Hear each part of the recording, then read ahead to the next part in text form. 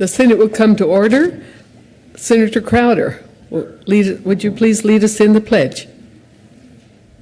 I pledge allegiance to the flag of the United States of America and to the republic for which it stands, one nation under God, indivisible, with liberty and justice for all. Thank you. Well.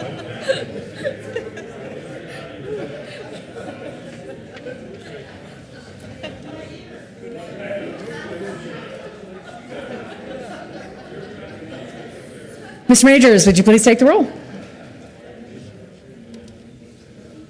Aguilar, Balmer, Baumgartner, Brophy, Cadman, Crowder, Grantham, Guzman, Harvey,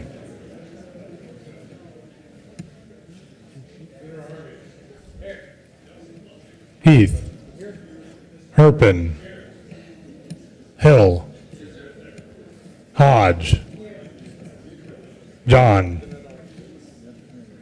Johnston, Jones, Kafalis, Kerr, King, Lambert, Lundberg,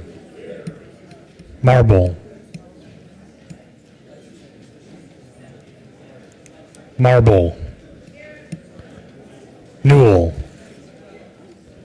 Nicholson, Renfro, Rivera,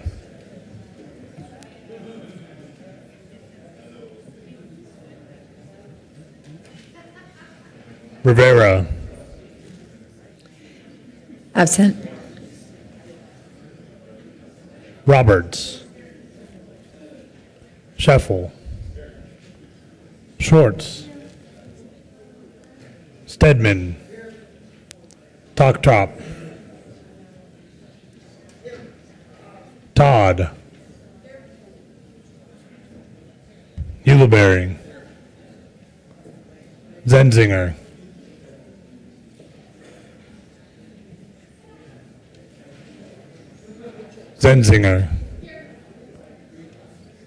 Madam President. Here. With 34 present, 1 absent, 0 excused, the Senate has a quorum. Motion to adopt the journal. Senator Kafalis. Thank you, Madam President. Good morning, colleagues. I move that the reading of the journal of March 14th be dispensed with and the journal be approved as corrected by the esteemed secretary. You've heard the motion. All in favor say aye. Aye. Opposed, no. Ayes have it. The motion is adopted. Senate Services. March 17, 2014, correctly engrossed Senate Bill 146, Senate Joint Resolution 16 and 19, correctly re-engrossed Senate Bill 23, correctly revised House Bills 1007, 1060, 1107, 1125, 1129, 1163, 1169, 1184, House Joint Resolution 1013, correctly revised House Bill 1152, correctly enrolled Senate Bills 55, 80, and 149. Please add Senator Rivera to the roll.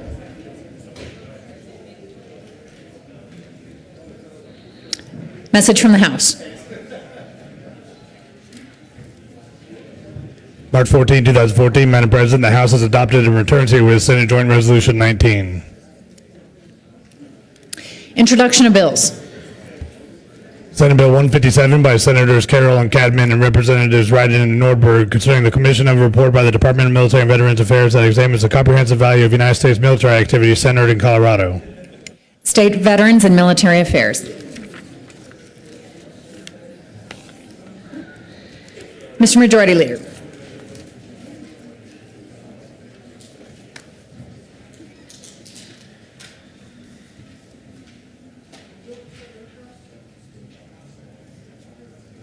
Thank you, Madam President. I move we proceed out of order for a moment of personal privilege. You've heard the motion to grant the Majority Leader a moment of personal privilege out of order. All in favor say aye.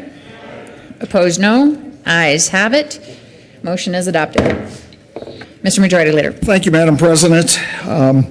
Good morning, everyone. In addition to this being St. Patrick's Day, it's also CU Advocacy Day, and as the senator representing only one of the campuses of the CU system, that obviously being Boulder, I'm proud to be able to stand up here and talk about a little bit about the CU system and all that it does for the state. And I think we all know that. And as I said, I'm very, very proud to represent it. It's also a very special day for President Benson. And I have a tribute here, and it's not only going to include the president, but the dynamic duo of Bruce and Marcy Benson, who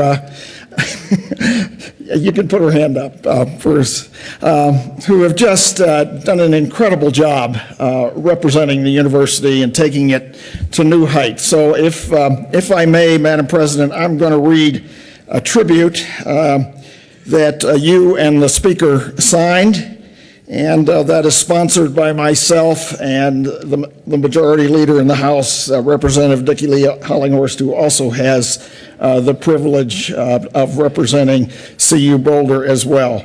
So, with this is State of Colorado. The Senate and House of Representatives convened in the second regular session of the 69th General Assembly hereby extend heartiest appreciation and are proud to honor Bruce D. Benson, President, University of Colorado. Bruce D. Benson recently became the longest-serving University of Colorado president in more than 50 years. He has bolstered its reputation as one of the world's leading public universities. He and his wife, Marcy, chaired CU's Creating Futures fundraising campaign that exceeded its $1.5 billion goal. CU has also attracted record research funding during his tenure. President Benson continues to build on a distinguished record of public service, community engagement, and philanthropy that have made Colorado a better place. And this is on the request of the Senate Majority Leader, myself, and House Majority Leader Dickie Lee Hollinghorst, given this 17th day of March in the state capital, Denver, Colorado. And so congratulations, Bruce and Marcy, if you could stand up.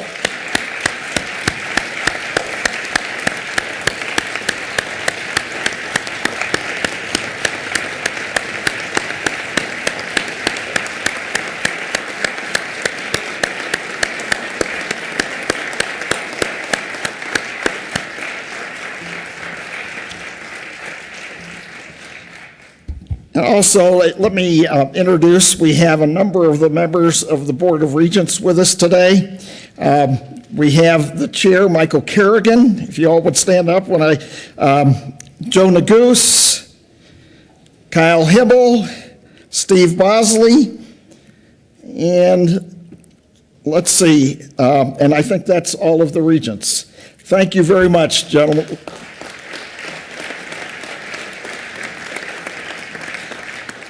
It looks like we have some other people who would like to speak. Mr. Majority Leader, if you could make a motion for them to get a moment of personal privilege out of order, and we'll... Yes, I would move a moment of personal privilege for Andy Kerr, Senator Kerr. For the motion, all in favor say aye. Aye. Opposed, no. Ayes have it. Senator Kerr, you're granted a moment of personal privilege out of order. Senator Kerr. Thank you, Madam President. And I just wanted to take a moment to say how much I respect President Benson and the work we've done.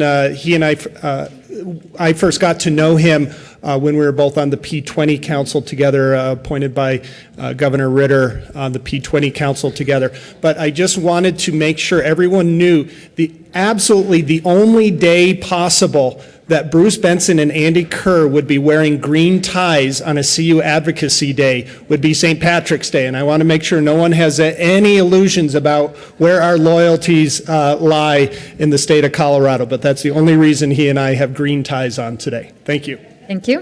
Mr. Majority Leader. Looks like I need to move for a moment of personal privilege for Senator Schwartz and Senator Todd.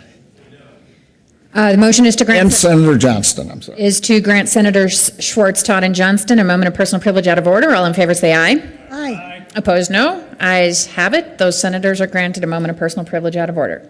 Senator Schwartz. And thank you, Madam President. And I, too, want to extend my congratulations and welcome to President Benson, Marcy Benson, and Board of Regents today on our day to celebrate the University of Colorado, all the accomplishments. As a Regent Emerita, I am very proud of having served the institution for 6 years and join in welcoming you today. Thank you. Thank you. Senator Todd. Thank you, Madam President, and I also rise in support. I can remember the day that Bruce Benson was named to be the president of CU, and I was thrilled. And the main reason is because I knew that his commitment and his energies to bring the financial support to a higher ed institution and also his goals of excellence. And so all of those things put together. And what a team Bruce and Marcy are. I can remember asking Bruce a very important question when he was sitting on the board of Metro State. And I said to him, Bruce, you and Marcy have everything that you would ever want and need. Why do you continue to choose to serve your community? And I don't know if he remembers the comment and the response, but his response was, my dad raised me to leave things better than the way I found them. And that is exactly what he does. So I salute CU today. Number 8 seed, they are in the March Madness finals. And so I'm thrilled for Tad Boyle and the CU Buffaloes. And I congratulate CU. I raise my cup and toast them. And Bruce and Marcy continue the good work along with all of the other CU folks. Our Anschutz Medical Campus is the best that we have to offer in the United States. We need to continue to support that as well. So congratulations. Thank you for being with us today. Senator Johnston. Thank you, Madam President. I just wanted to add a quick word, both to thank Bruce and Marcy for their incredible leadership, but also that one of the hallmarks of a great leader is that they build tremendous teams. And so for folks that weren't able to be in the Senate chamber or in the old Supreme Court building this morning, we are blessed to have perhaps the nation's leading researcher on Alzheimer's here at the University of Colorado, which President Benson has helped attract, and the Anschutz campus is now poised to be a national leader on this research and to help, in fact, put an end to Alzheimer's here in Colorado. So one of the many examples of ways that CU is not just making life much better for the young people that go to school there, but actually for all the residents of the state who are trying to live out their days healthy and peacefully. And so tremendous thank you to you, Mr. President, and to the team that you've assembled at the Anschutz campus. You can mention Dr. Potter. Good. The Majority Leader gave me permission to welcome and thank Dr. Potter. Dr. Huntington Potter is here, who is the leader of our Anschutz project of the Alzheimer's project over at Anschutz. So thank you so much, Dr. Potter.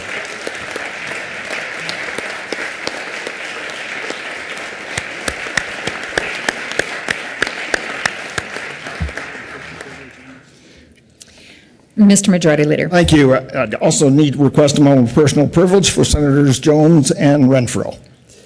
Motion is for moments of personal privilege for Senators Renfro and Jones. All in favor say aye.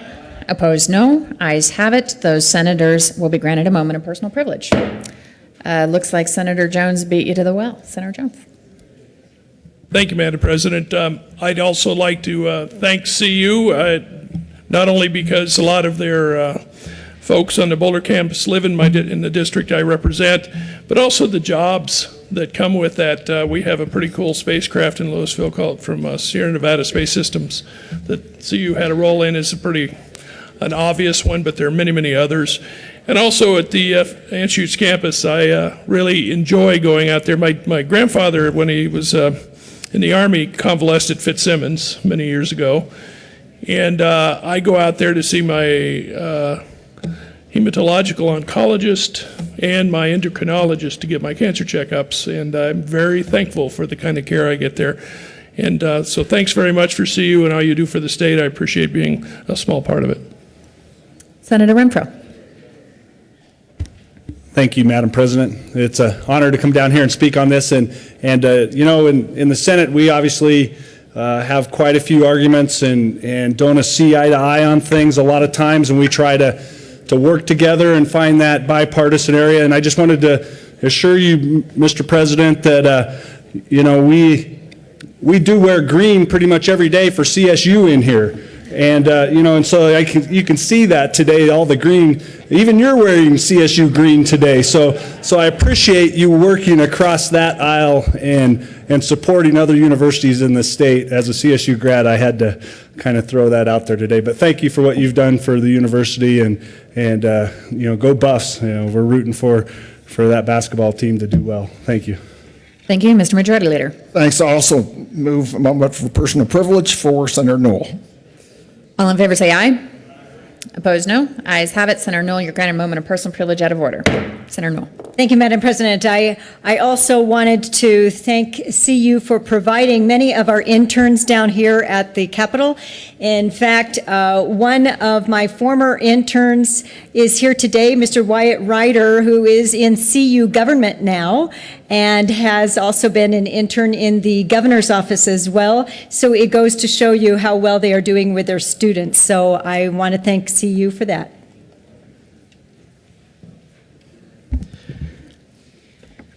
Mr. Majority Leader. Thank you, Madam President, and thank you all, my colleagues, for participating in this tribute. And then if we could just ask for a couple of moments, adjourn for a couple of moments so we can greet our guests. The Senate will recess for a few moments to allow us to greet our guests.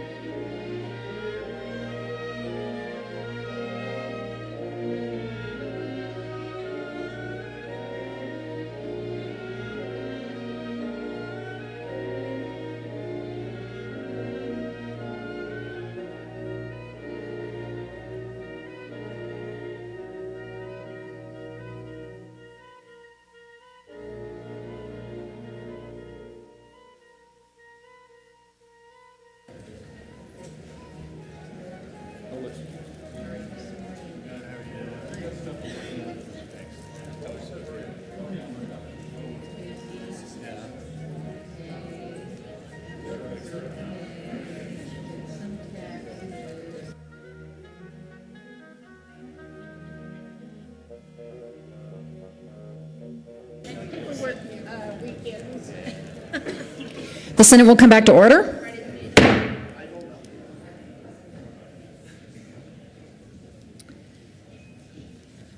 Third reading of bills. Consent calendar. Mr. Majority Leader. Thank you, Madam President. I would request we remove Senate Bill 146 from the consent calendar and move it to the end of third reading of bills. Senate Bill 146 is removed from third reading consent and added to the end of third reading calendars. Mr. Majors, would you please read the titles to all of the bills remaining on third reading consent calendar? House Bill 1107 by Representative Tyler and Senator Newell concerning the authority of the Department of Revenue to offer taxpayers the option to receive electronic notices. House Bill 1169 by Representatives Dorr and Garcia and Senator Toctrop concerning the repeal of the Volunteer Firefighter Advisory Committee. House Bill 1129 by Representative Lepsock and Senator Hodge concerning the submission by a state agency to a local government of information related to an application to the local government to approve a major utility facility. House Bill 1125 by Representative Mitch Bush and Senator Balmer concerning the circumstances under which a unit owners association may disclose contact information for members and residents under the Colorado Common Interest Ownership Act. Mr. Majority Leader. Thank you, Madam President. I move the adoption of all the bills on third reading of bills consent calendar, which includes House Bills 1107 and House Bills 1169, 1129, and 1125. Any discussion on any of the bills on third reading consent? Question before the body is the adoption of those bills. Are there any no votes on any of the bills on the consent calendar? With 35 ayes, 0 no, 0 absent, and 0 excused, House Bill 1107 is adopted. Co-sponsors, Senators Ulibarri, Nicholson, Madam President Pro Tem.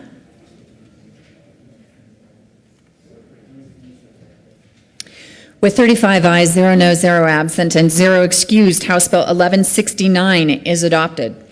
Co-sponsors, Senator Nicholson, Madam President Pro Tem.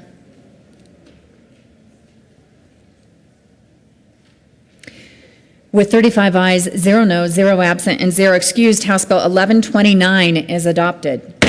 Co-sponsors, Senator Nicholson.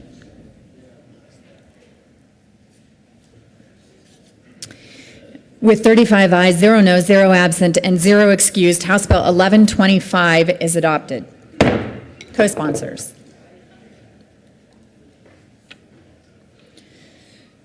Third reading of bills. Mr. Majors, would you please read the title to House Bill 1163? House Bill 1163 by Representative Hollinghorse and Senator Heath concerning clarification of the cap imposed on the Enterprise Zone Investment Tax Credit. Mr. Majority Leader. Thank you, Madam President. I move House Bill 1163 on third reading and final passage. Ask for an aye vote. Any discussion? Question is the adoption of House Bill 1163. Are there any no votes? Mr. Minority Leader, Senators Shuffle, Baumgartner, Marble, Grantham, Herpin, King, Balmer, Hill, Roberts, Rivera, Senator Lundberg, Senators Lambert, Harvey, Balmer, I've got you, Brophy, Renfro,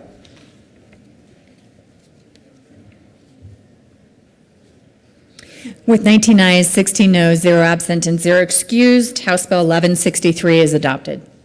Co-sponsors, Senator Stedman, Senator Jones,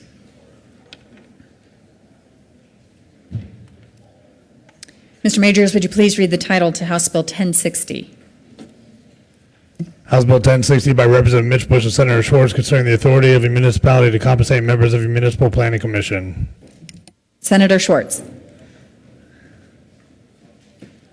Thank you, Madam President. I move House Bill 1060 on third reading and final passage and ask for an aye vote. Any discussion? Question is the adoption of House Bill 1060. Are there any no votes? Mr. Minority Leader, Senators Grantham, Kerr, John, Renfro, Shuffle, Marble, Baumgartner, Lambert, Roberts, Balmer, King, Harvey, Todd, Lundberg, Hill,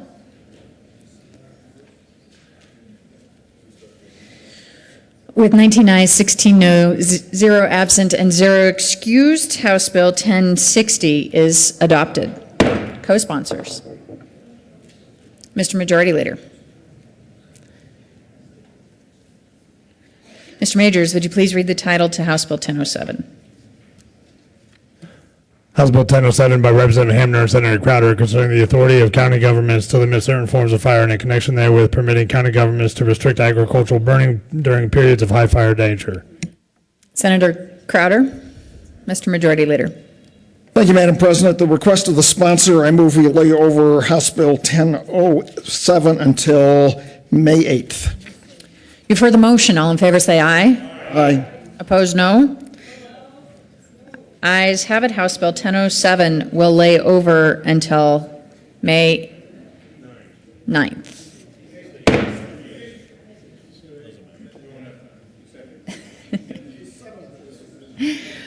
Was, just for clarification, was the motion the 8th? We're done on the 7th, right? The last day is the 7th. Yes, I said the 8th. Okay, the motion was for the 8th. It is laid over until the 8th. Mr. Majors, would you please read the title to House Bill 1184? House Bill 1184 by Representative Vigil and Senator Grantham concerning conservancy districts that are organized for the purpose of preventing floods. Senator Grantham. Thank you, Madam President. I move House Bill 1184 on third reading and final passage and ask for use of the current roll call. Any discussion? Question is the adoption of House Bill 1184. Are there any no votes? With 35 ayes, 0 noes, 0 absent, 0 excused, House Bill 1184 is adopted. Co-sponsors. Senators Crowder, Herpin, Stedman, Ulibarri, Zenzinger, Todd, Rivera, John, Nicholson, Mr. Majority Leader, Madam President Pro Tem, Senators Kerr, King,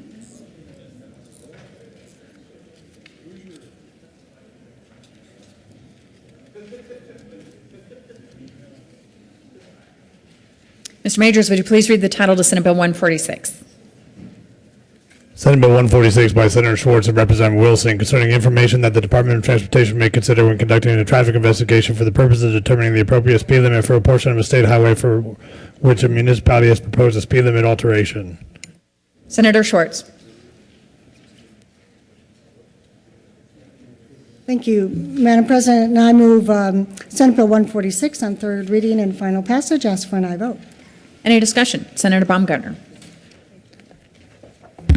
Thank you, Madam President. And I missed this on second reading. I just had a couple of questions. Can this already be done by the Department of Transportation? Senator Schwartz. Thank you, Madam President. Head shaking doesn't count. So, No, it doesn't. so that's why we're running the bill. In statute, they don't have the flexibility to incorporate this information that's gathered locally and have that built into a speed study plan and recommendation and signage for certain areas in communities. So this is a language I worked together with the department on.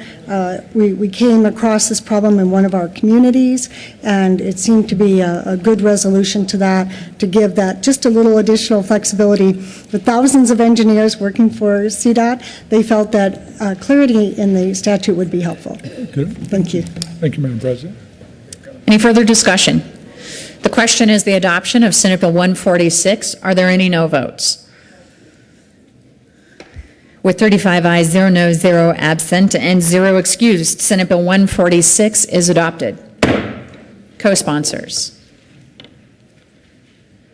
Senator Newell, Senator King, Senator Todd, Mr. Majority Leader, Senator Jones. Please add the President.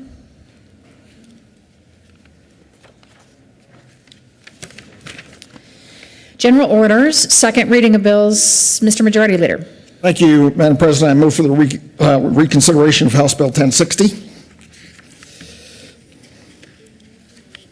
The motion is for reconsideration of House Bill 1060. All in favor say aye. Opposed, no. Ayes have it. We will reconsider House Bill 1060. Mr. Majors, would you please read the title to House Bill 1060?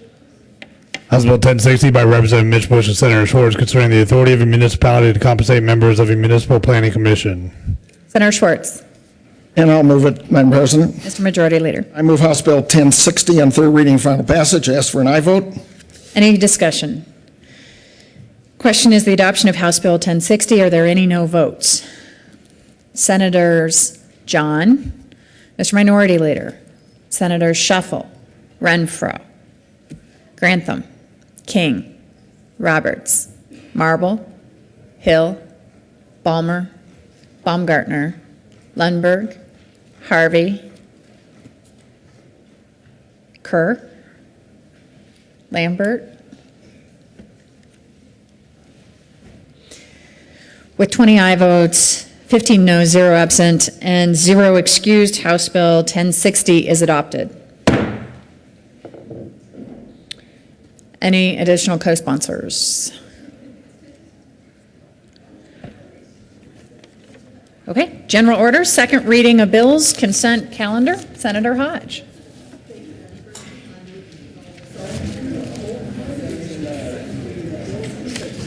You've heard the motion. All in favor say aye.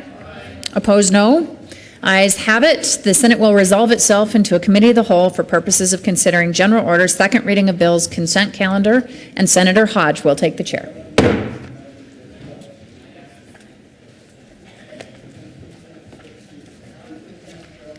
The committee will come to order. The coat rule is relaxed. Mr. Majors, would you please read the bills on the second reading of bills consent calendar?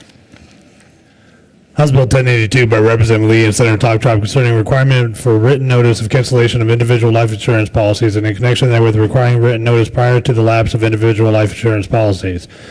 House Bill 1223 by Representative Corum and Senator Roberts concerning the reclassification of Dolores County for the purpose of statutory provisions fixing the salaries of county officers. House Bill 1265 by Representative Moreno and Senator Roberts concerning the regulation of games of chance. House Bill 1171 by Representative McNulty and Senator Roberts concerning rules on forensic medical evidence in sexual assault cases. Mr. Majority Leader. Thank you, Madam Chair. I move the adoption of all the bills in general order, second reading of bills consent calendar and their associated committee reports. Actually, there are no committee reports, which includes House Bills 1082, 1223, 1265, and 1171.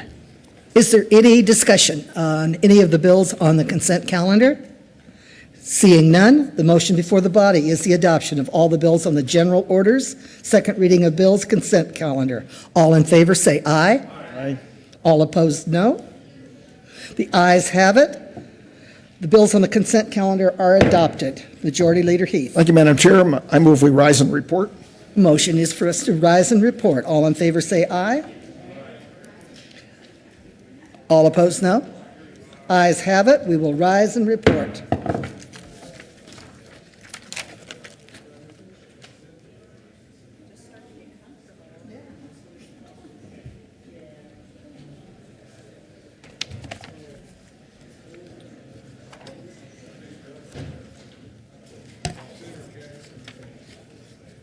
The Senate will come back to order. Senator Hodge. Thank you, Madam President. We've had a number of bills under consideration. Mr. Majors, would you please read the report?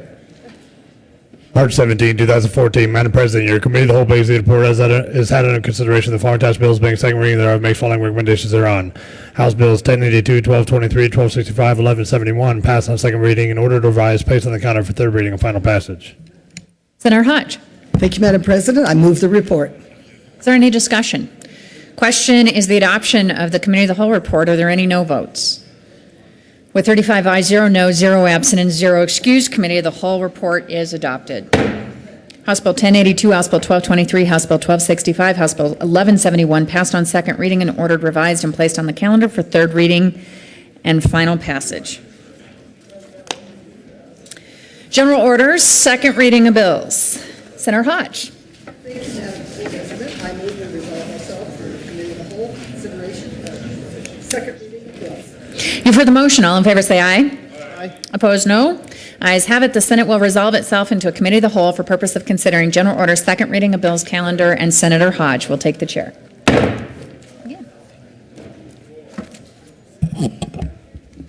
The committee will come to order. The court rule is relaxed. Mr. Majors, please read Senate Bill 16.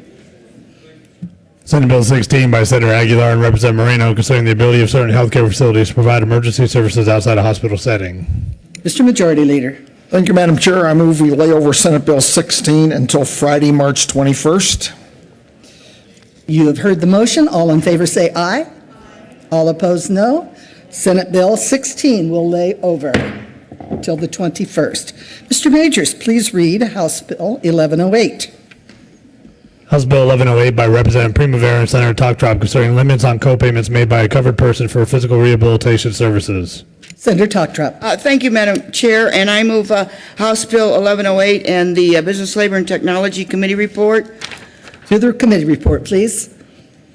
Senator Toktrop. Thank you, and at this time I'm going to ask to reject the committee report. I do have some amendments that will address some of the issues on the committee report, but again, at this time, I just ask that we reject the committee report and move on with floor amendments. Senator Balmer.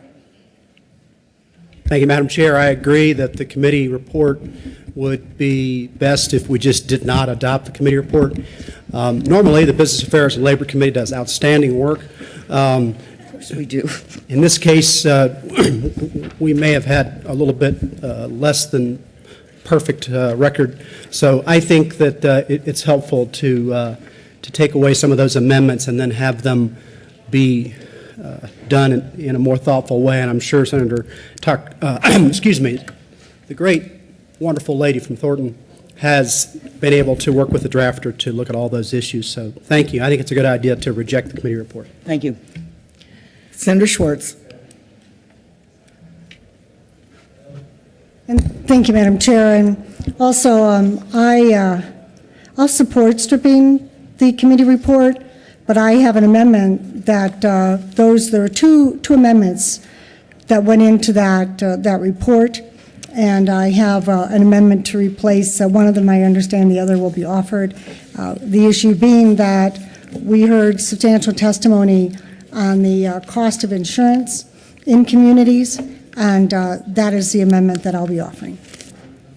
The question before the body is the rejection of the committee report. All in favor say aye. Aye. All opposed, no. The committee report has been rejected. Senator Toktrop. Thank you. And at this time, I will move L017. Mr. Majors, would you please read L017? Amendment L017 in House Bill Senator 1108. Toktrop.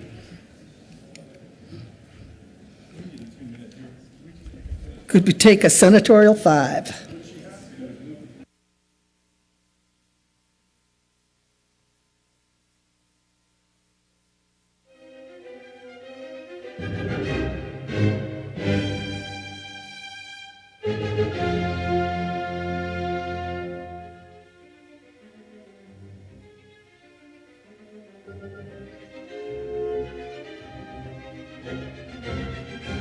Thank you, and I stand corrected. And at this time, I move the Business, Labor, and Technology Committee report, and I ask for a no vote. All in favor of the Committee of Business, Labor, and Technology Committee report, say aye. A division has been called. All in favor of the committee report, everyone in the room not entitled to vote, please be seated. Okay. All in favor of the committee report to House Bill 1108, please rise. We are voting to accept the committee report to 1108.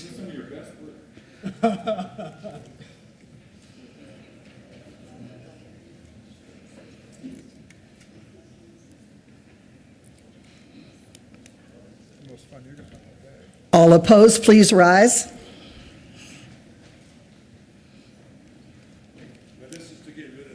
This is to reject the committee report.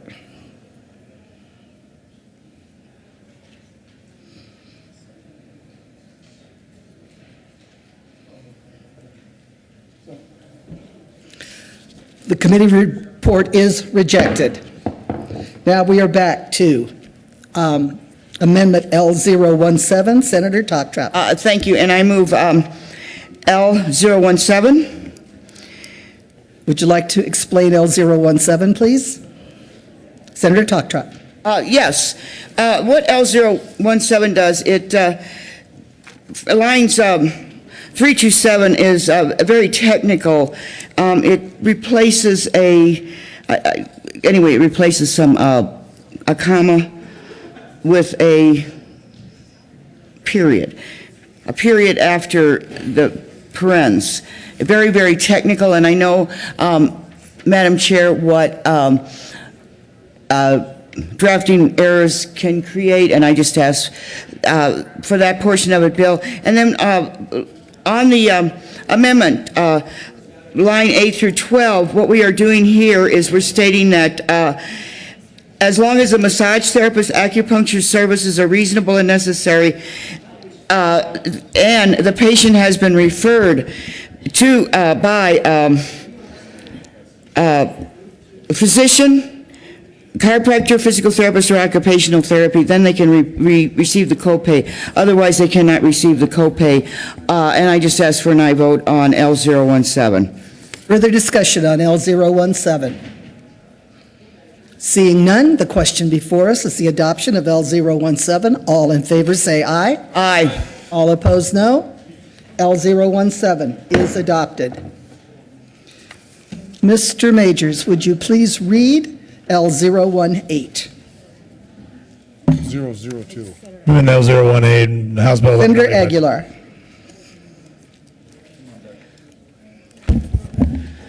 Thank you, Madam Chair. I move Amendment L018.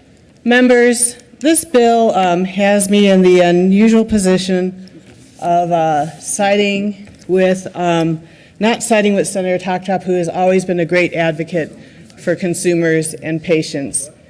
And I want to take a moment to explain to you L018 and why I'm proposing it. What L018 would do is to put this requirement on insurers only for occupational therapy and physical therapy. It strikes chiropractic care, massage therapy, and acupuncture from the bill. The reason I am doing this is because, as you know, insurance rates are driven by utilization and costs. If we, first of all, insist that the insurer has to pay more of the cost to all 5 of these providers, their cost will go up and our rates will go up. Secondly, because of moral hazard, if we make the cost to the consumer less, their utilization will go up. Now, I firmly believe that both occupational therapy and physical therapy improves outcomes, and I would support that we allow OT and PT to have this essentially mandate put upon it. And the only reason I do that is because I don't think that I could get the outcome I had hoped for, which was that the bill go away. But as a compromise, what I would offer is that we limit the number of services to which this mandate applies. And we put it to only PT and OT. This will still likely have the effect of raising costs. But as you know, the sponsor has the support to pass this bill, allowing this to happen with 5 services. I'd like to mitigate the damage by having this happen to only 2 services, physical therapy and occupational therapy. And the reason I pick these is not because I don't like chiropractors, or I don't like massage therapists, or I don't like acupuncturists.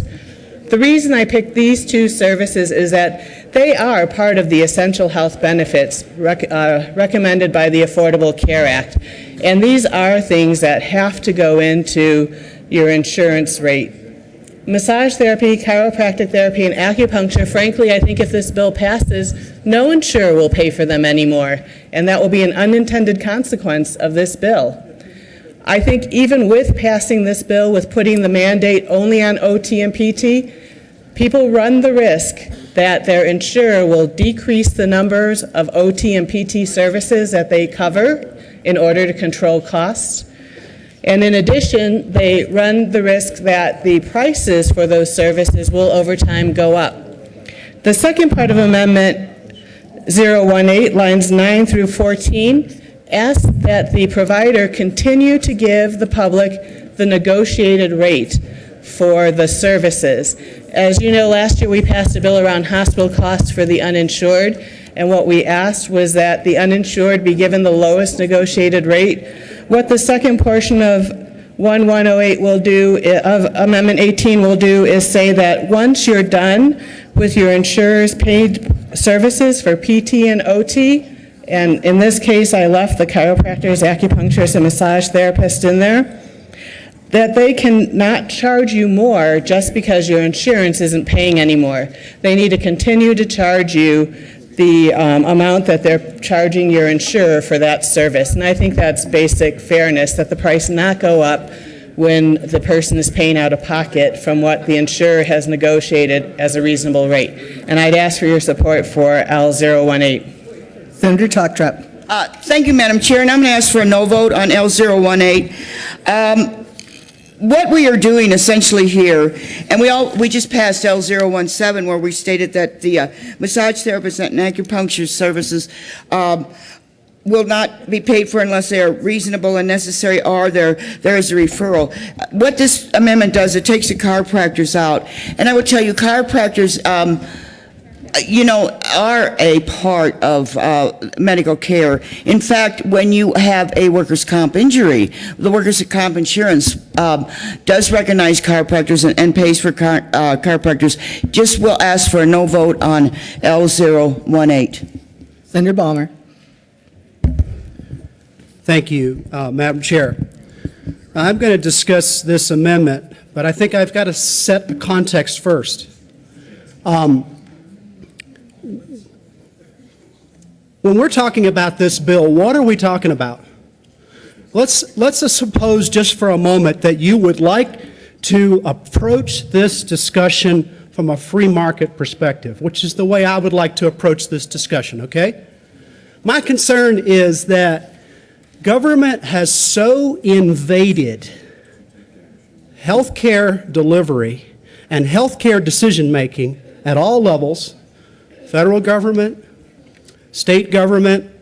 In some cases, the state government's being done so because we have a gun at our head saying you've got to do it according to the mandates of the Affordable Care Act at the federal level. So, now that we're in the position here at the Capitol of making hard decisions between specific provider groups, which, by the way, I don't like being in that position.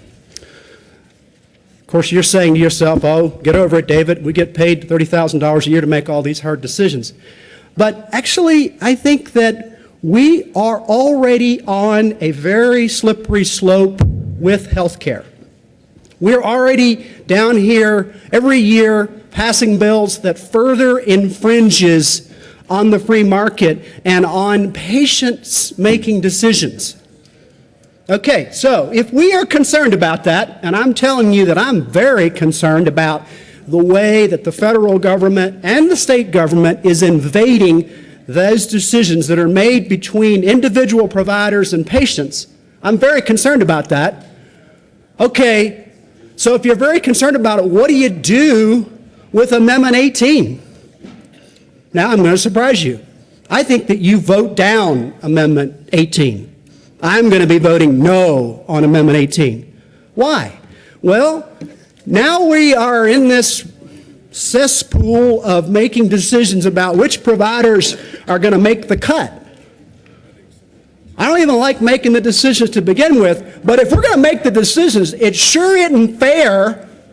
It sure isn't fair to the patients. What? Oh, didn't you mean to say providers? No, I did not mean to say providers. I mean to say patients. What about the patients? What about the patients? Why can't they decide if they want to go to chiropractor, massage therapist, occupational therapist? Why can't they make those decisions? It was pointed out that the proponents of Amendment 18 want to follow what the Affordable Care Act says. Those of you that do not know what the Affordable Care Act is, I will not spend 20 minutes explaining it to you. I couldn't begin to explain it to you in 20 minutes. I couldn't begin to explain all the ways that it will invade your life and already has invaded your life. And now is invading your life once more with Amendment 18. So I say to you, if you are against the government invading health care decisions, for goodness sake, let's not pick 2 out of the 5 in this bill. That's ridiculous. If you don't like this bill, vote no. That's legitimate. But to go in and then say, oh, well, I don't like this bill, but if we're going to pass the bill, let's just have 2 of the 5 or 6 or whatever it is. I may not be right on my total number of providers. We should not be playing God and making those decisions. We should let the patients and the free market make those decisions. So, ladies and gentlemen, I ask for a no vote on Amendment 18. Senator Kafalis. Thank you, Madam Chair. And I rise in respectful opposition to Amendment L018. And primarily it is because it takes out chiropractors. And I believe that chiropractors and their profession, that's a fundamental part of our healthcare delivery system. And if they have an opportunity to practice their profession, that ultimately that'll bring down healthcare costs. So again, I rise in respectful opposition to L018. Thank you. Senator Aguilar. Thank you, Madam Chair. And Senator Balmer, I want to let you know that I don't appreciate having to make this choice either. And I think that once you see the votes on this bill and that it's going to pass, you will be with me in wanting to mitigate the damage that this is going to do to the guise of a free market in the insurance industry. This basically is a mandate. It's a mandate hidden in a clever way that appeals to everyone's heartstrings who has had to get physical therapy and occupational therapy and found it too expensive. And I agree it's too expensive, and I would like to fix that problem. I don't think this bill is going to fix that problem. In addition, while I did not pick the essential health benefits in the Affordable Care Act, they have been chosen, and our exchange and our insurers are obligated to pay for those services. There were no people more than the chiropractors who were upset that they were not part of the essential health benefits. And when they spoke with me about them, I suggested they get their evidence together about how their practice saves lives and saves money, and that they lobby the federal government, because if we put that as a mandate here at our state, we have to pick up the costs of that mandate. And so my point in limiting this to OT and PT are that these are services that are required under the Affordable Care Act. Yes, I will vote no on the bill, but I suspect the bill will pass anyway.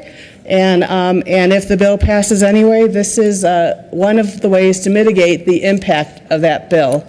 Thank you. Further discussion on L018. Seeing none, the question before us is the adoption of L018. All in favor say aye. Aye. All opposed, no. No. Noes have it. L018 fails. We are back to the bill. Any for Senator Schwartz?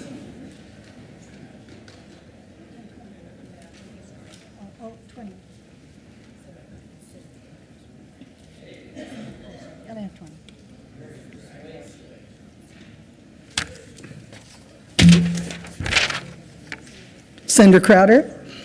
Thank you, Madam Chair. I move Amendment L013 on House Mr. Bill Majors, would 1108. you please read L013? Amendment L013 to House Bill 1108 by Senator Crowder. Thank you, Madam Chair. This is just a simple technical amendment to place insurance language into the bill. And in other words, it's the amount that is allowed in the insurance contract between the carrier and the rehab therapist. And again, I move 013 and ask for an aye vote. Senator Totroff. Thank you, and I ask for an aye vote. Any further discussion on L013? Seeing none, all in favor of L013, vote aye. All opposed, no. Ayes have it. L013 is adopted.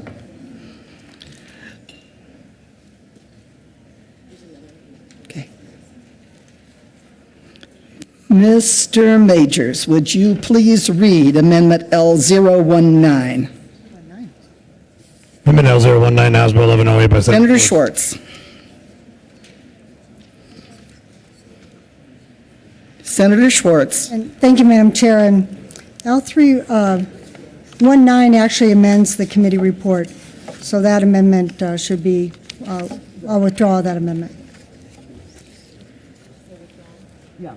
So it's 20. L019 has been withdrawn.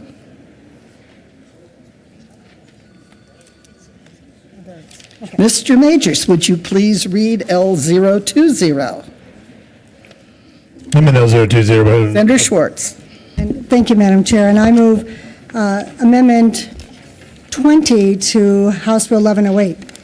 So if you don't want to see costs go up, this is the amendment that you should vote for. It was the other portion of the committee report.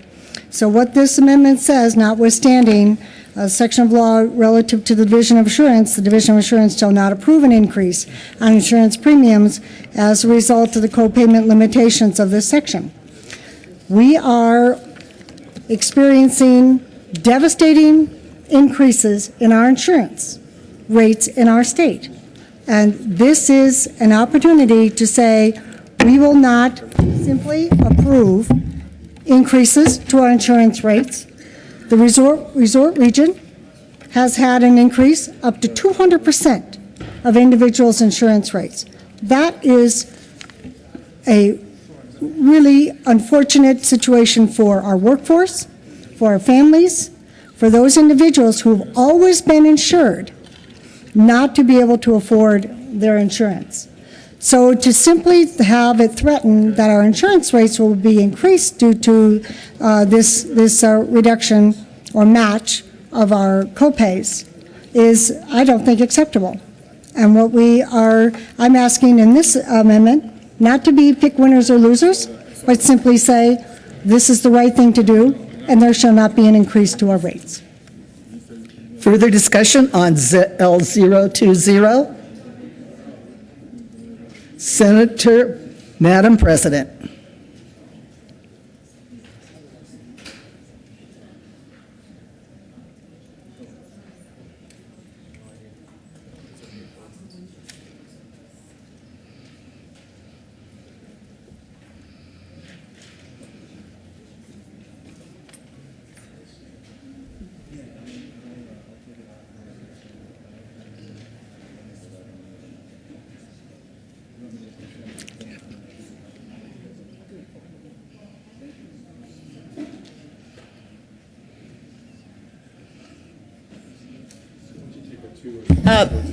Madam Chair, I move that we take a senatorial 2. Thank you. We will be in a senatorial 5.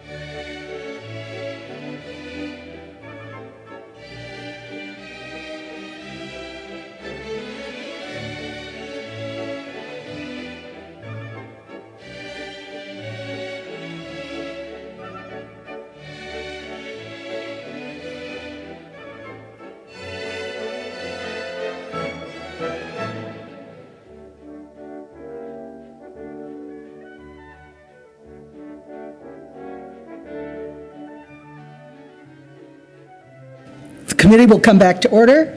Senator Schwartz. Madam Chair, I withdraw Amendment 20. L020 has been withdrawn. Is there further discussion on House Bill 1108? Senator Toktrop. Thank you, Madam Chair, and thank you for listening to this bill. What 1108, in the long run, and we talk about health care costs, but this bill will save health care costs because due to early rehab and early intervention where the patient can go and get early intervention for a problem that would be taken care of on the front end and prevent possible costly surgery on the back end. And even if you have to have surgery, and I'll just give you an example of what happened to me. Several years ago, I had a knee replacement. And a knee replacement, like hip replacement and all the other replacements that they do now, you require physical therapy after it. And if you don't get the physical therapy, actually you are essentially wasting your time, the surgeon's time, the anesthesiologist's time, that when you had the surgery, if you don't have the therapy afterwards. When I walked into the physical therapist's office each time I went there, it was $50 copay, $50 copay, $50 copay. That was 3 times a week, times 3 weeks. Fortunately, I could afford it. And I got my physical therapy and I'm fine, and I would recommend a knee replacement to anybody that needs it, as long as you get the physical therapy afterwards. If people cannot afford the copay for the physical therapy after they've had this type of surgery, they're wasting their time and everybody else's time. Again, what we are looking at, that this surgery, that aside, even on the front end, that early rehab intervention with patients will may show that will prevent prior surgeries. The other issue that we have, and we heard this in committee, we have a problem here in the state of Colorado, and that is the addiction to prescriptive medications. We are one of the highest states that have a high incidence of addictions to prescriptive medicines. In fact, there's, I think it's the David C. Skaggs School of Pharmacy issue, and they're looking at this issue very carefully. If you can get physical therapy, occupational therapy early on the front end and prevent a long-term painful effect, it's going to reduce the incidence of a person using addictive prescriptive drugs and lower the addictive rate that we have here in the state of Colorado around addictive prescriptive medicines. Not only when you have the addictive prescriptive medicines, a person that's taken them, that's addicted. The other issue that occurs is the theft of these addictive prescription medications that occur. And when that occurs, of course, they're sold illegally on the street, which creates another problem, which sort of a sidelight of this bill. Again, I think we had a vigorous discussion on this issue, and I just asked for an aye vote on 1108, which is a good bill to give the patients the physical, occupational, and chiropractic care that they need on the front end. Thank you, Madam Chair. Is there any further discussion on House Bill 1108? Seeing none, the question before us is the adoption of House Bill 1108. All in favor say aye. Aye. All opposed, no? No. Noes have it. 1108 fails. Mr. Majors, please read House Bill 1256. House Bill 1256 by Representative Fisher and Senator Kerr concerning authorizing institutions of higher education to enter into employment contracts for librarians.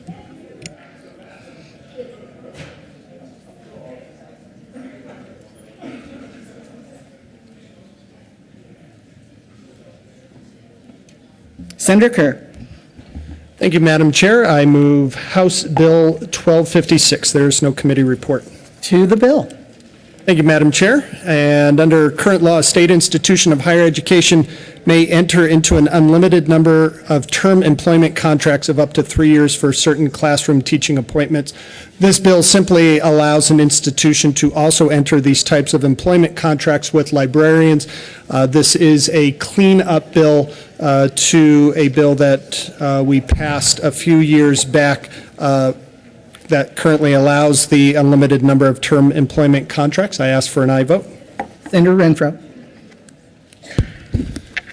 Thank you, Madam Chair. Senator, a question that I just had asked to me on this, and we never even had discussion on this in committee. Does this violate Tabor by offering a multi-year contract? Senator Kerr. Thank you, Madam Chair. No, this doesn't. It allows the flexibility of an institution to extend these multi-year contracts, of course, under the provisions of our Constitution that do not violate our Constitution. So my answer would be no.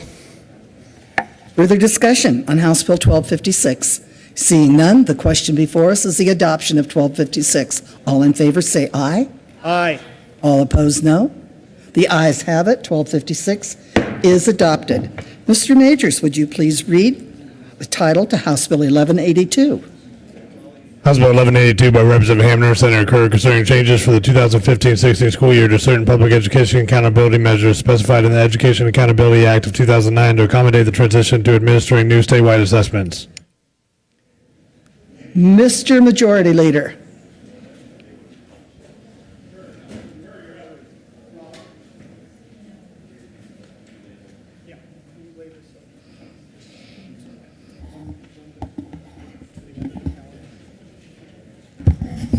What's the bill number?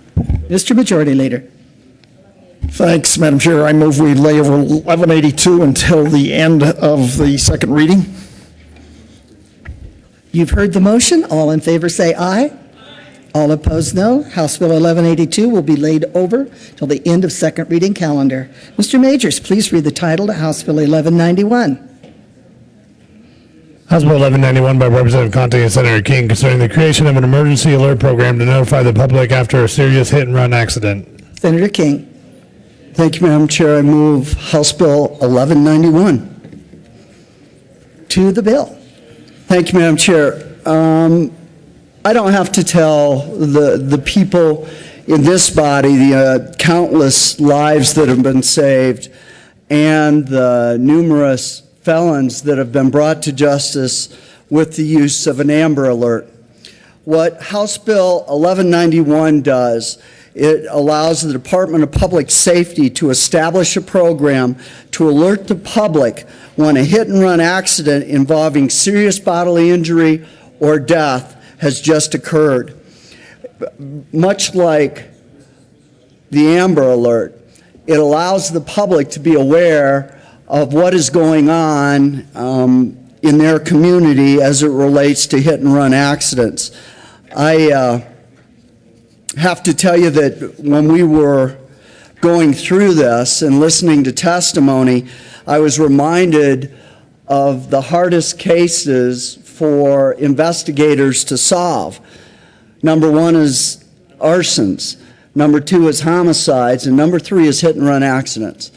When someone is hit at 60, 50, 40 miles an hour and that person speeds away with little regard for the victim, time is of the essence because you have a deterioration of evidence and you have a deterioration of solvability factors.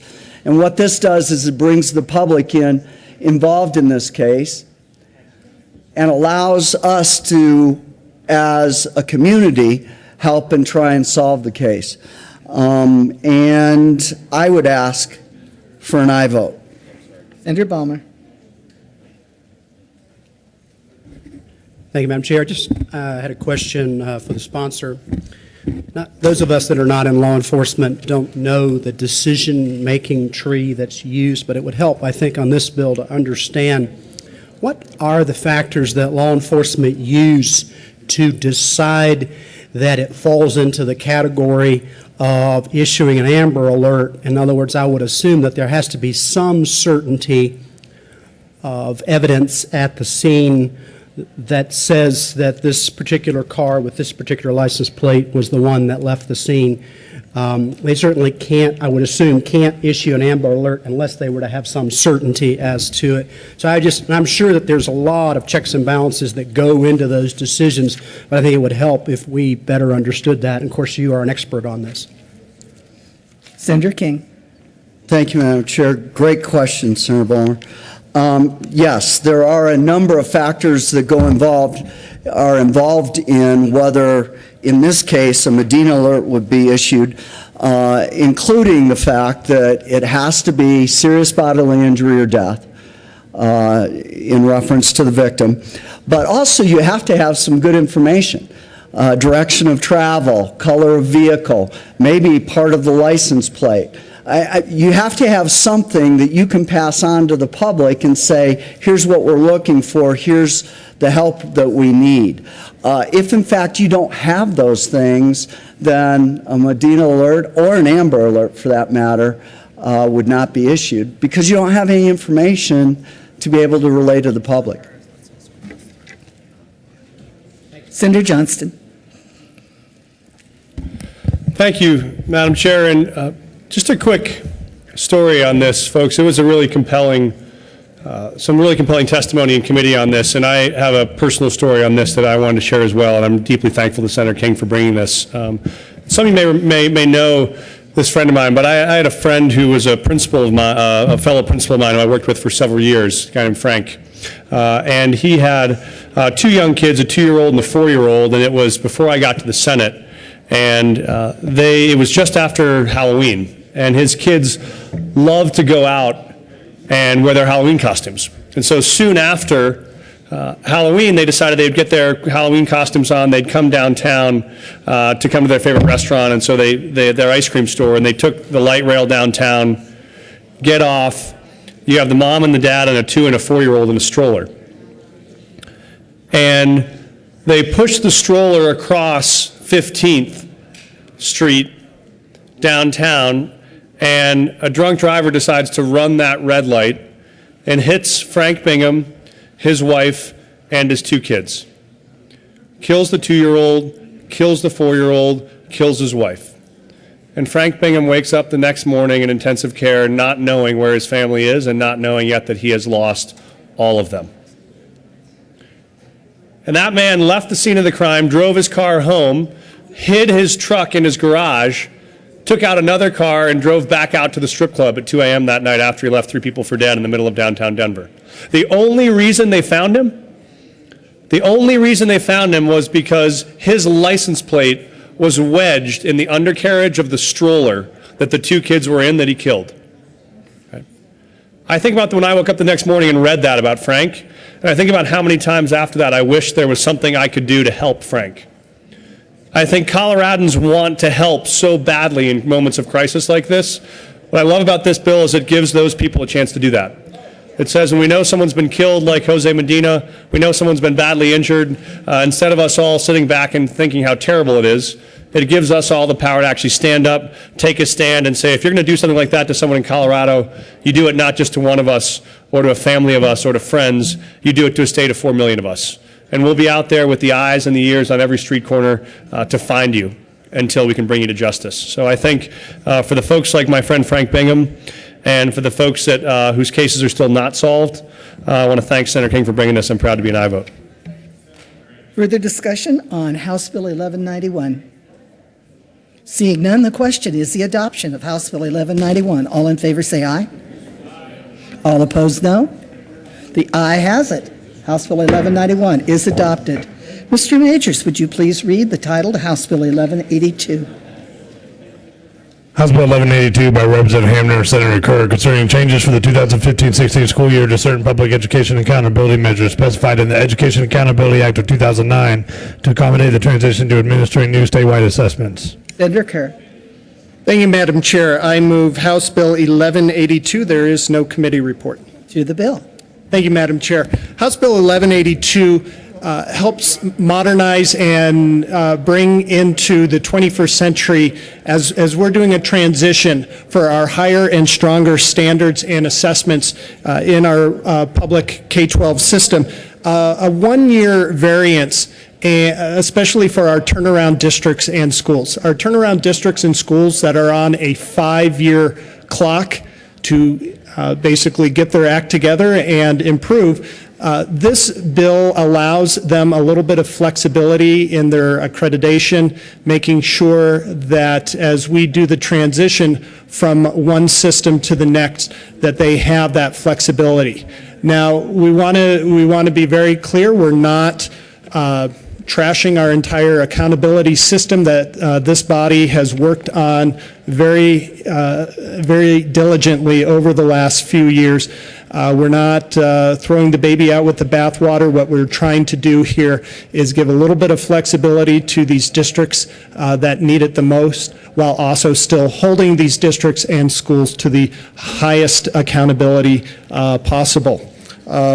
I believe that, well, I know that we are going to work on a couple of amendments that we've been working on across the aisle here. And with that, that is House Bill 1182. Further discussion on House Bill 1182. Yeah. So you're ready to do them out? Yeah. Mm-hmm. I'm not sure. So let's just start the discussion for a second. Okay. Okay. Senator Sheffel. Thank you, Madam Chair. Colleagues, I heard this in committee, and there's a number of different aspects that we're going to chat about. I'd love to at least start the discussion on that portion of the bill that in the context of these turnaround schools who are getting to the end of this procedure and will be facing action as a result of their turnaround status. There's a portion on page 4 of the bill, section 5C, where it talks about, notwithstanding any provisions to the contrary, that the board has may take action concerning school not listed in the litany. And just to set the context, what we're talking about is the whole priority improvement turnaround status, which has been already been enacted by the legislature. It's now part of current law. And I'd like to point out, here's a chart. It's complex. It's very detailed. Here's the detail of the accountability handbook put out by CDE, which details the various steps that are taken. And yet what this bill talks about is the ability of the district to take action concerning public schools not listed but has comparable significance and effect. And the discussion we had at committee is, after spending so much time outlining the litany of what can be done and what needs to be done to the schools in this status, why would we authorize additional actions that have comparable significance and effect? I think for me, the base of this concern is having schools in this situation. We don't want to do something that inappropriately delays the action that needs to be taken as a result of their turnaround status. So that is point number one, why we should implement things that have comparable effect and significance. What's the motivation for that? Further discussion on House Bill 1182. Seeing none, the question before the body is the adoption of House Bill 1182. Senator Kerr.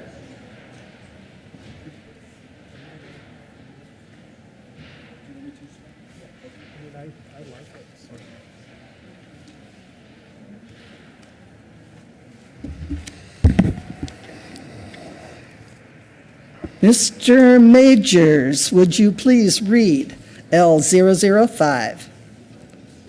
Amendment L005, House Bill 1182. Senator Renfro. Thank you, Madam Chair. I move Amendment 5 to 1182. Members, what this does is it changes the language on page 3, line 8, and page 4, line 2, where within these review plans, they're going to have to, a district would have to submit to the department their report. This would just say that they may submit. So it makes that to where it's their option. So obviously it'll be in their best interest to, if they're going through this, to probably submit that, but this would give them that option within themselves also, that they may submit instead of just shall submit their report. Senator Kerr. Thank you, Madam Chair. I think that this is a good amendment, and I would ask for your adoption. Further discussion on L005? Seeing none, the question is the adoption of L005. All in favor say aye. All opposed, no. L005 is adopted. Further discussion on House Bill 1182. Seeing none, the question before the body is the adoption of House Bill 1182. All in favor say aye. Aye. All opposed? 1182 is adopted.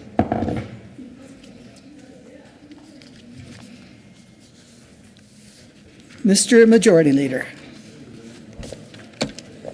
We need to read the.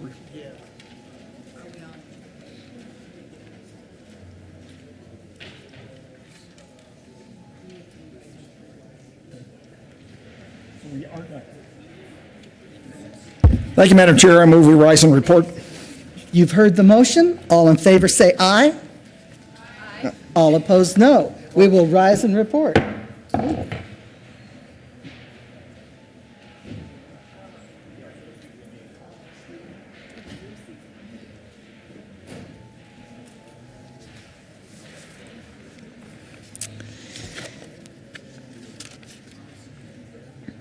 The Senate will come back to order. Senator Hodge. Thank you, Madam President. We have had a number of bills under consideration. Mr. Majors, would you please read the report? March 17, 2014, Madam President, your committee of the whole basic report has had under consideration the following attached bills being second reading thereof, makes following recommendations thereon. House Bills 1256, 1191, and 1182 is amended, passed on second reading in order to revise, placed on the counter for third reading and final passage. Senate Bill 16, laid over until March 21st, 2014, retaining its place on the calendar. House Bill 1108, as amended, lost on second reading. There is an amendment on the desk. Mr. Majors, would you please read Senator Talktrop amendment to the Committee of the Whole? House 002, House Bill 1108, Senator Talktrop moved to amend the report of the Committee of the Whole show that House Bill 1108 as amended did pass. Thank you, Madam President. And I move House Bill 1108, and I just asked for an aye vote.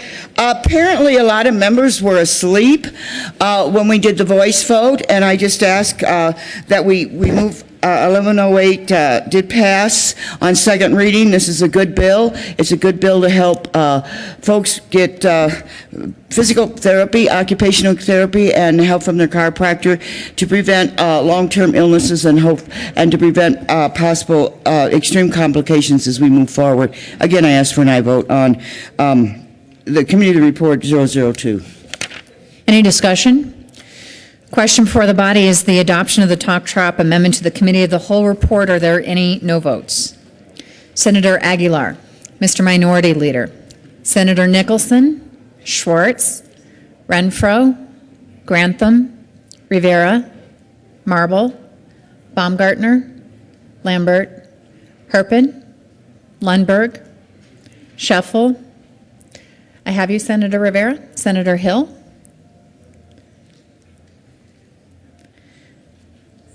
With 21 ayes, 14 noes, 0 absent, and 0 excused, House Bill 11, or the Committee of the Whole amendment is adopted.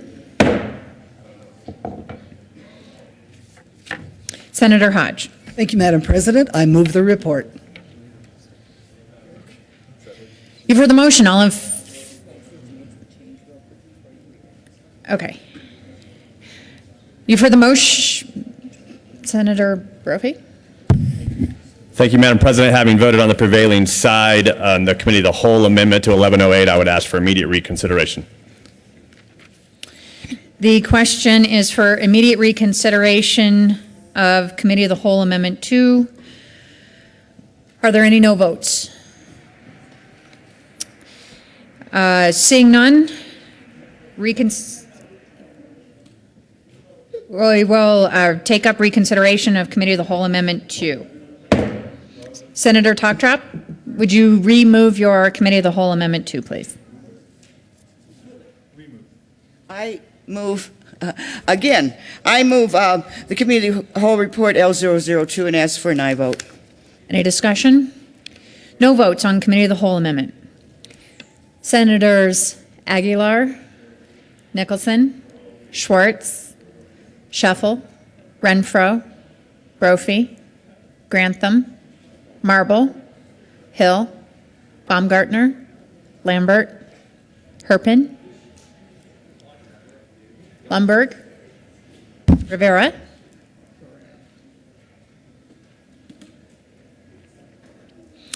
I'm going to reconfirm the no votes. No votes, Senators Aguilar, Baumgartner, Brophy, Grantham, Herpin, Hill, Lambert, Lundberg, Marble, Nicholson, Renfro, Rivera, Shuffle, and Schwartz. Mr. Minority Leader is a no.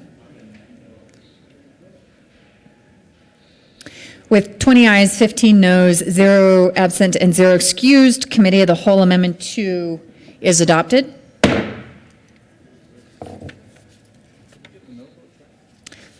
Senator Hodge renews her motion for the adoption of the report. Any discussion?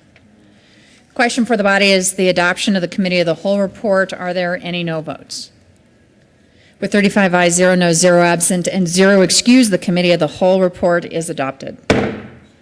House Bill 1108 is amended. House Bill 1256, House Bill 1191, House Bill 1182 is amended, passed on second reading, and ordered revised and placed on the calendar for third reading and final passage.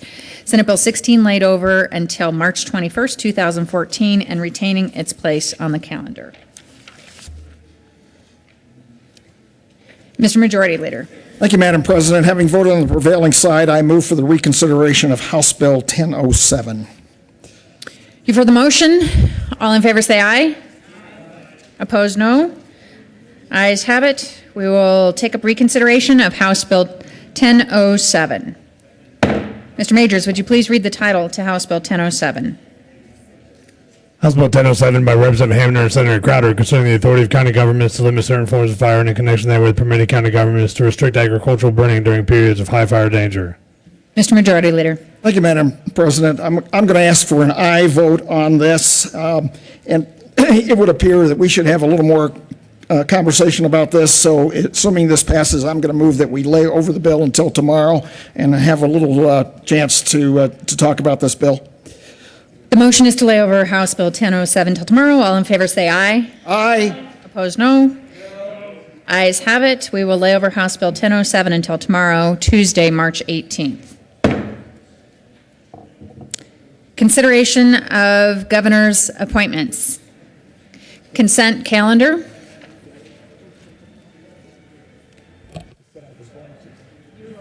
I did. Okay. Mr. Majors, would you please read the appointments, the governor's appointments? Members of the Juvenile Parole Board for terms expiring November 15, 2017, Margaret Meg H. Williams of Golden, Colorado, to serve as a representative of the Colorado Department of Public Safety, reappointed. Paula Raymakers Montas of Grand Junction, Colorado, to serve as a public at-large member from the Western Slope, reappointed. Carmen Q. Nelson of Denver, Colorado, to serve as a public member, appointed. James A. Keown of Thornton, Colorado, to serve as a representative from the Colorado Department of Labor and Employment, reappointed. Patricia J. Kelly of Franktown, Colorado, to serve as a public member not employed by state government, appointed. For terms expiring November 15, 2018, Daniel L. Casey of Thornton, Colorado, to serve as a representative from the Colorado Department of Human Services, appointed. Karen L. G. Wilmez of Westminster, Colorado, to serve as a public member not employed by state government, appointed. Candace Marie Hawkins of Thornton, Colorado, to serve as a representative of the Colorado Department of Education, appointed. Mr. Majority Leader. Thank you, Madam President. I move for the confirmation of all the appointments on the consent calendar, including members of the Juvenile Parole Board. Is there any discussion on any of the appointments? Are there any no votes on any of the appointments on the consent calendar? With 35 ayes, 0 noes, 0 absent, and 0 excused, Margaret H. Williams, Paula Raymakers Mattis, Carmen Q. Nelson, James A. Keown, Patricia J. Kelly, Daniel L. Casey, Karen L. G. Wilms, Candace Marie Hawkins are confirmed to the Juvenile Parole Board. Message from the House. March 17, 2014, Madam President, the House has passed on third reading and transmitted advisory statutes. House Bill 1299, House Bill 1285 is amended, House Bill 1290 is amended. The House has passed on third reading and returns herewith Senate Bills 102 and 137. The House has passed on third reading and transmitted advisory statutes. Senate Bill 89 as amended. Message from the Reviser. March 17, 2014, we herewith transmit without comment as amended House Bill 1285 and 1290, without comment as amended Senate Bill 89, without comment House Bill 1299. Signing of bills. March 14, 2014, the President has signed House Bill 1183 and 1208, House Joint Resolution 1013. Announcements. Mr. Majority Leader. Thank you, Madam President. In terms of committees, all committees will meet as scheduled, but I have been asked to mention that Senate Bill 148 and State Affairs will not be heard today and will be laid over until Monday, March 31st. Also, members, I am not going to move to adjourn. I'm going to move to recess so that we can leave the desk open to introduce bills. None of you need to come back for that, so don't worry. That will just be for the introduction of bills. So with that, Madam President, I would move the Senate recess until 1:30 today. You've heard the motion. All in favor say aye. Aye. Opposed, no.